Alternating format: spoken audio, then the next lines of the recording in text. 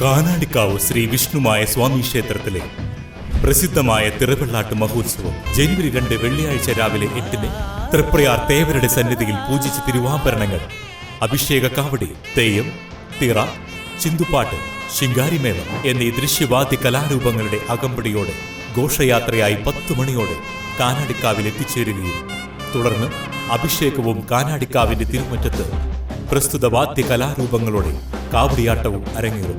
പെരിങ്ങോട്ടുകര കാനാടിക്കാവ് വിഷ്ണുമായ ക്ഷേത്ര സന്നിധിയിലേക്ക് ഏവരെയും സാദരം ക്ഷണിക്കുന്നു. കേന്ദ്ര സർക്കാർ തൊഴിലുറപ്പ് പദ്ധതി അട്ടിമറിക്കുന്നു എന്നാരോപിച്ച് കോൺഗ്രസ് പെരിഞ്ഞനം മണ്ഡലം കമ്മിറ്റിയുടെ നേതൃത്വത്തിൽ പ്രതിഷേധ മാർച്ച് സംഘടിപ്പിച്ചു. DCC general secretary KF Dominic ഉദ്ഘാടനം ചെയ്തു. മണ്ഡലം പ്രസിഡന്റ് ഇൻചാർജ് VC രാധാകൃഷ്ണൻ അധ്യക്ഷത വഹിച്ചു.